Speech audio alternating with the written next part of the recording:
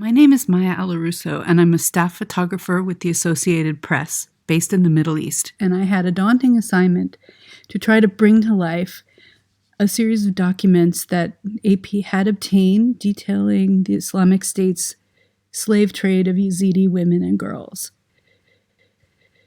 I wanted to tell this story through people who had survived, but I needed to bring it into the present and not try to imagine what had happened in the past.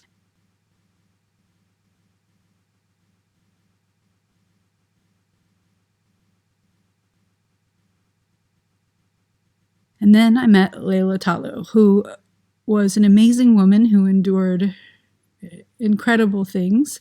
But more than that, she wanted to tell the story. She really wanted to partner with me in telling that story.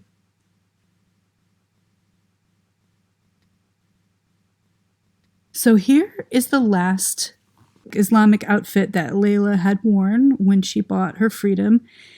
She kept this abaya and niqab in order to have evidence, visual evidence of what she had endured, because she wanted justice.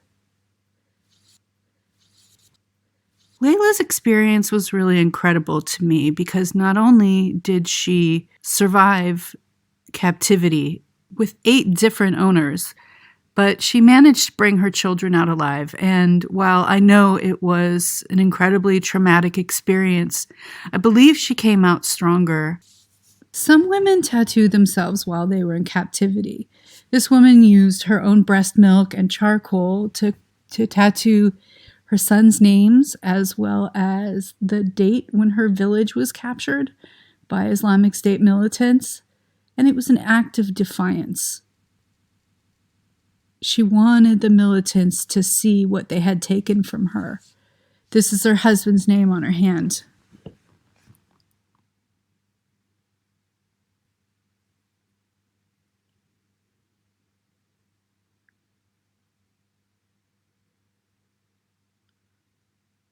This militant, Saudi national, was very similar to the other militants we spoke to, basically completely unrepentant about the fact that he owned a slave, and he believed not only was it his right, there was a justification in the Quran for this. When girls are returned to the community, they take part in a course to reacquaint themselves with Yazidi religion and culture.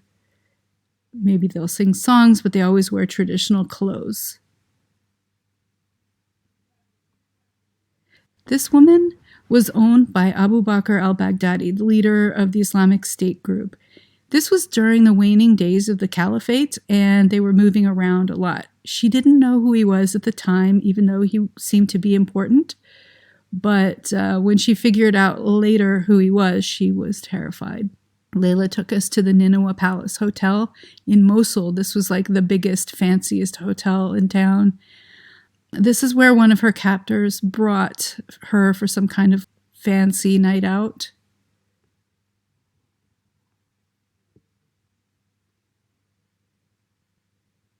This is the last place where Layla saw her husband, Marwan, before he was taken away and presumably killed.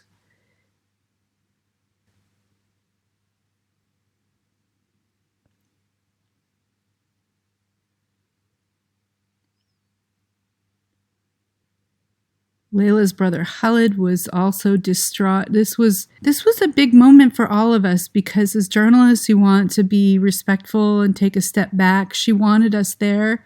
But this was a stronger reaction than any of us could have imagined, and it was really emotional for everybody on the team. She buried her phone in the garden here, and it was still there, which is amazing. I'm so glad, though, that it wasn't that the militants didn't discover it at the time, because it would have been a disaster.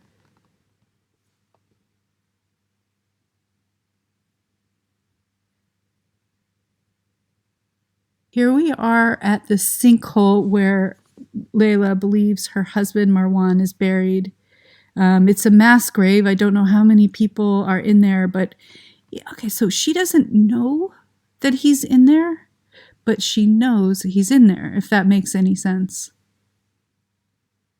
What I did before embarking on this story was to consult with the Dart Center's website about how to interview or talk to people who've experienced sexual trauma. So the basic idea is this. You tell people you are in control. If you don't want to do this anymore, we stop. If you want to look at the pictures, let's do that together. If you want to take a break, let's do that.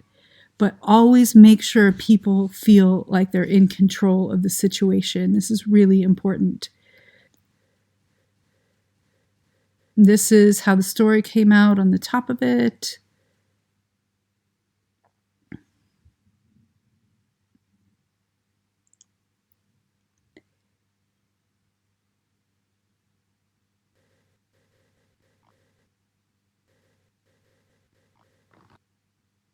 So this is the abaya that Layla showed us.